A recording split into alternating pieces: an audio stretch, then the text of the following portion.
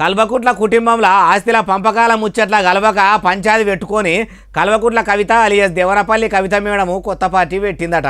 అట్లా కాదు, ఆమె గుణం నచ్చకనే గులాబీ బాసు బిడ్డే అని కూడా చూడకుండా మెడలు పట్టి పార్టీలకు వెళ్ళి బయటకు నూకిండని కొందరంటుంటే అట్లే వాళ్ళనరే బాలన్న అంటే ఇగో వివేక్ వెంకటస్వామి సార్ అంటున్నాడు. అయ్యా వివేక్ వెంకటస్వామి సారు ఇక వినిపించుండ్రి. కవిత కూడా ఎందుకు పెట్టుకుంది కొత్త పార్టీ? ఎందుకు పెట్టుకుందంటే మీ అన్ని తెలివితేటలే ఉంటే ప్రజలు కూడా ఎమ్మెల్యేలా ఏటోలు గాని ఎందుకు పెట్టుకుందో మీరే చెప్పుర్రి.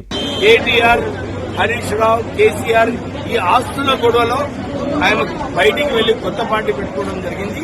ఆమె చెప్తుంది ఇంతకు ముందు గులాబీ గుడిసెల ఉన్నారు కాబట్టి మీకు వాళ్ళ ఆస్తుల లుల్లులు తెలిసినట్టున్నాయి, అందుకే పార్టీలకు వెళ్ళి బయటకు వచ్చి కొత్త పార్టీ పెట్టుకున్నది అంటవా సారు? టీఆర్ఎస్ హయాంలో ఎంత అవినీతి జరిగిందో దాని గురించి చెప్తుంది.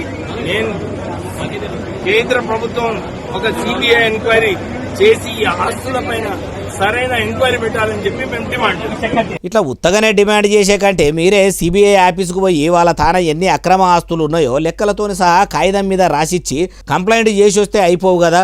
అట్లా కాకుండా ఇట్లా గాలి మాటలు మాట్లాడి ఇడిచిపెడితే ఇయ్యాలతోని ముచ్చట మర్చిపోతారు. నివద్దరే కల్వకుట్ల కుటుంబం ప్రజల సొమ్ము పందికొక్కులోలే మింగితే మీరే కక్కియండ్రి. అట్లా చేస్తే మీ అంత తోపు తురుం దార్కారి లీడర్లు ఉండరు. అట్లా కాకుండా గమ్మున ఉంటిరా అంటే మీతోని ఊదుగాలది పీర్లేవదంటుర్రు ఈ ముచ్చటిన్నోళ్ళు.